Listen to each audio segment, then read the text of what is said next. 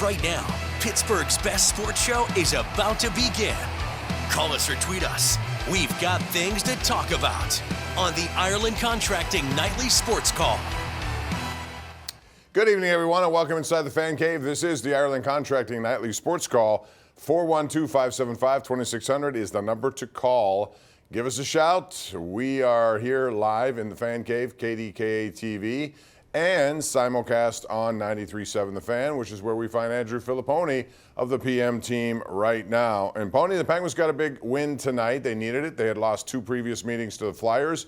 And I think there's an interesting battle going on in goal. Not that Tristan Jarry has been bad, but Alex Nedeljkovic has been good. And they're both together, a pretty good 1-2 punch, almost like Harris and Warren on the Steelers' backfield. Nice problem to have, but Nedeljkovic seems to be, every time he's in there, man, there's a lot of confidence that exudes from the rest of that team.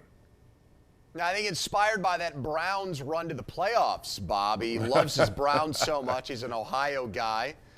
He's seeing Joe Flacco. I was kind of hoping that somebody in that dressing room afterwards maybe pulled him aside and said, hey, what do you think of their chances? Because Jim Rutherford, Rick Tocchet, Patrick Alvin, as well as a whole bunch of ex-Penguins like Sam Lafferty and Teddy Bluger will be on hand. Vancouver is one of the best teams in the NHL right now, and they went into Madison Square Garden tonight and won 6-3.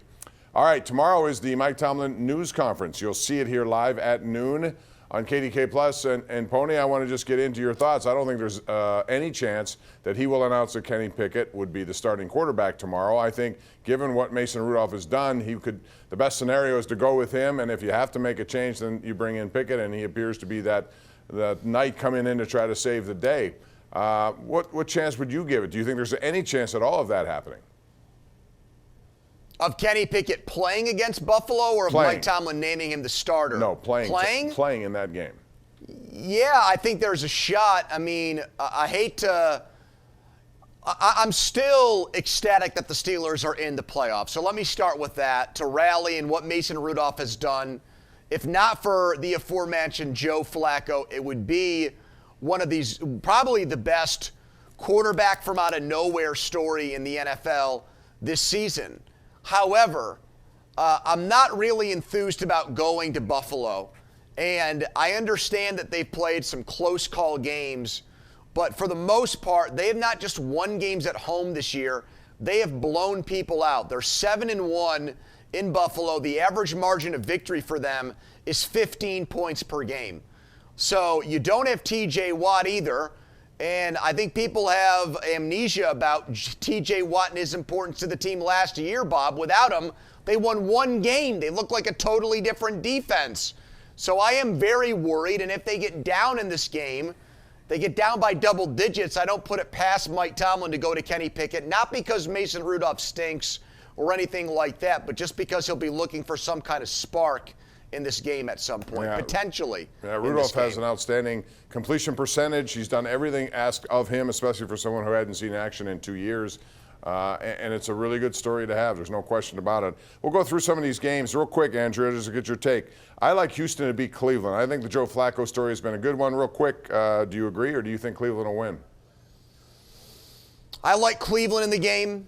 I think Houston won by the skin of their teeth in Indianapolis the week before. C.J. Stroud got it done as well. But overall, I think that from top to bottom, the Browns are the better team. Defense, I hate to say it, led by Myles Garrett, who will win Defensive Player of the Year, but he shouldn't. This should be T.J. Watt. And we've seen Flacco, that calm, cool, collected, steely quarterback that he is in the playoffs, Bob. Very composed. And he should get Amari Cooper back for this game, and they didn't have him the last 2. Right, and he's made David Njoku into one of the better weapons that you're going to find in the NFL in the tight end department. We'll talk about the Bills and their problems the Steelers face. We'll get into that when we come back, plus your calls at 412-575-2600. Give us a call. This is the Ireland Contracting Nightly Sports Call. It airs 7 nights a week on KDKA Plus and on most nights simulcast on The Fan. We will be right back. All right, GMC Sierra tweet of the night, and this comes from Fox Sports NFL. Sack leader for the 3rd year in 4 is TJ Watt with 19, also 19 tackles for losses. This debate will go on. I think he should be the Defensive Player of the Year as well. Pony, before we get to the lines, I want to ask you about this Peacock thing, where I think one of the better games that people would love to see is going to be on Peacock, which means you have to buy that app to get it. I don't like this when it comes to playoffs in the NFL. They're making a buku amount of money. I don't think they need to do this. I understand why the streaming services with networks, they're trying to get people to do it.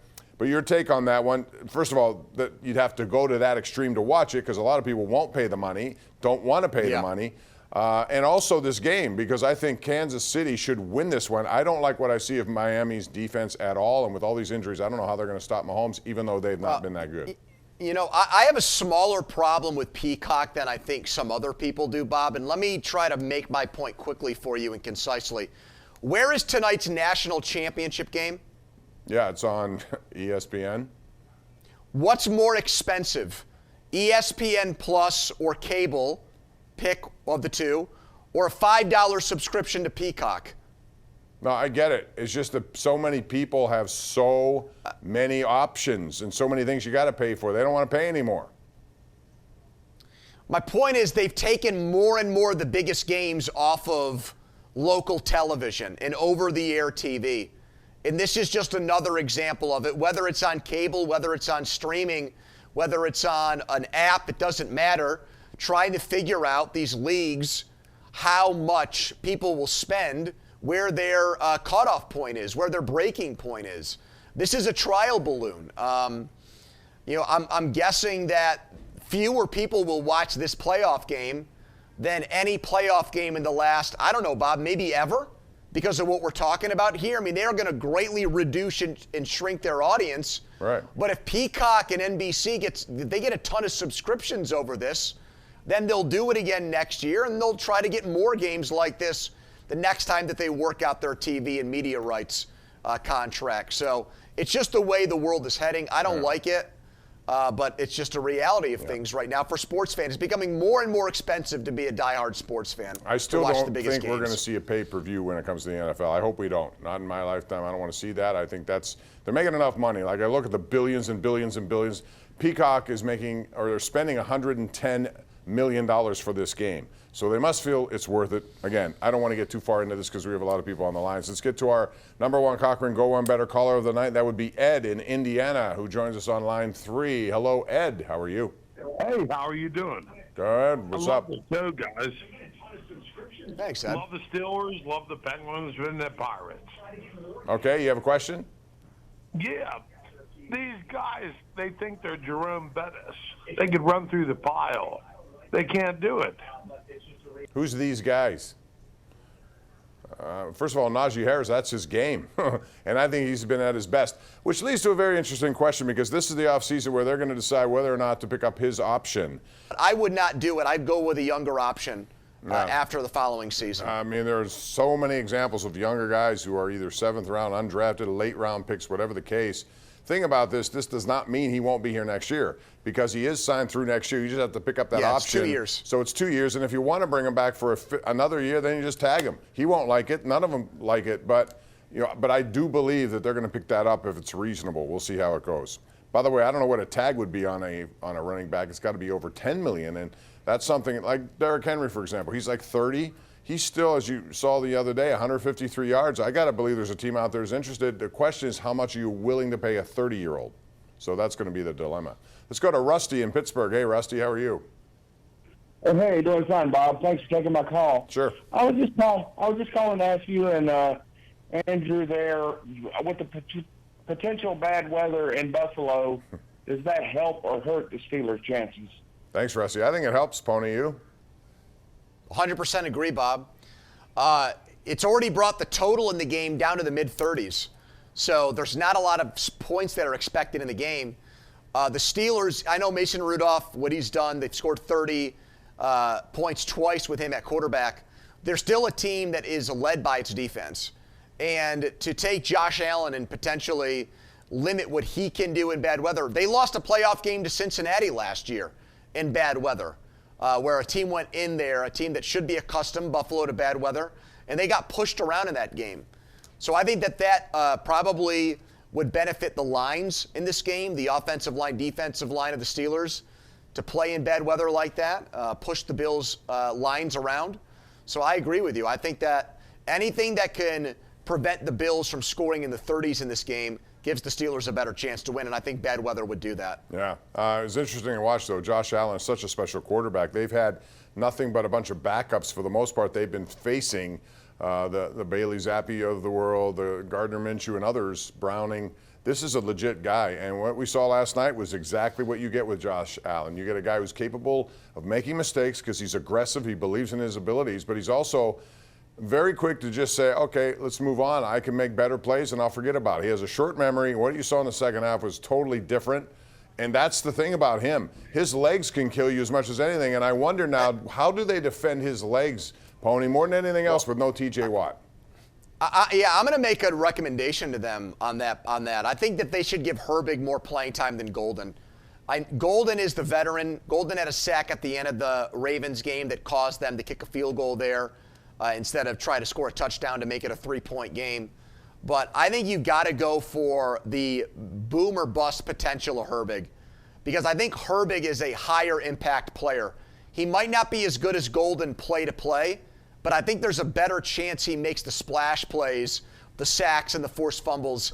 And I think in a game like this where you're a huge underdog, Bob, you got to roll the dice with that. They'll play both, obviously. But if I'm going to give a guy more playing time of the two, I'm going to take my chance with Herbig, because when he's been out there, he seems to affect the game in bigger ways. And they're going to need that against Josh Allen. Force him into bad decisions and turnovers. And I like Herbig's chances of doing that more than Golden's. One call before we go to break. That would be David in Finleyville. Hey, David, make it quick, please. Hi, Bob and Andrew. How are you tonight?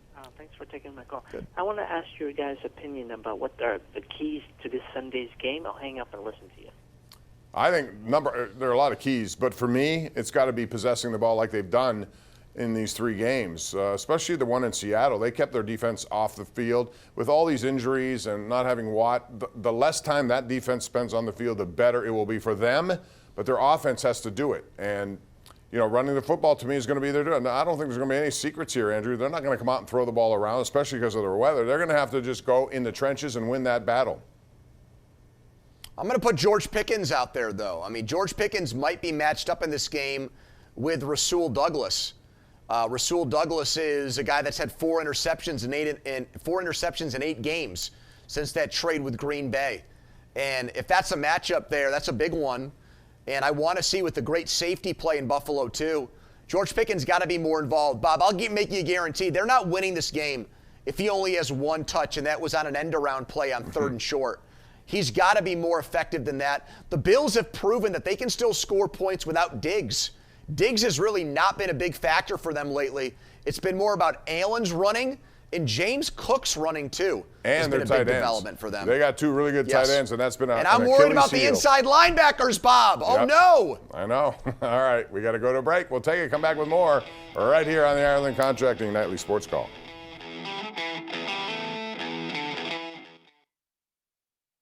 Ken Rice is at the anchor desk for KDKA News at 11, which starts momentarily. Ken, a preview. Hey, Bob, tonight a mother is speaking for the first time after an arrest is made in her son's death. Plus, we're following the Peregrine lunar lander's attempted journey to the moon and how one local restaurant is getting ready for the Steelers and Bills this Sunday. All coming up in minutes at 11, Bob.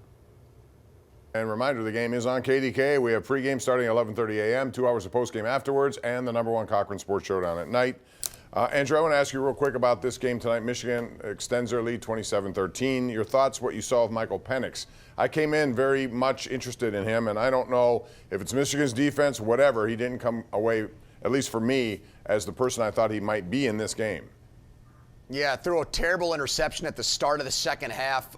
Penix, very old, had all those injuries at Indiana, was good there, actually, before he went to Washington. Penn State fans remember he beat them in the COVID year. Sorry, Hannah. And the way I look at it, Bob, is frankly, this game really boils down to a missed hold on a Washington big play that they called, and then they missed one when Michigan went for like 40 yards and it set up a touchdown to put them up 2 scores. These are ACC officials working this game, by the way, so Pitt fans are used to that. Remember that horrible call against Miami a couple years ago with Kenny, where they got that safety call wrong, Bob? Yep. They lost that game because of that. Yeah, they those could have two gone to the plays you college just football mentioned playoff tonight, if they got that play right. Yeah, those plays, both of them had a lot to do with what happened to make this a 14-point game. So that's going to do it. We're out of time. Tomorrow we got Duke taking on Pitt. We'll talk a little bit about that tomorrow. Pony, thanks as always. You going to be there, Bob? Well, it's a 9 o'clock game, so that's hard for me. We got to be back here. So no. I'll be here, though, and so will you, right? Yes, sir. You don't sound excited. Oh, I am, Bob. I'm just tired. Do it. I'm just sleepy. I've got a baby at home. I know how that was and is and everything. Well, tell Stella hi. Good night, everyone. We'll see you back here tomorrow.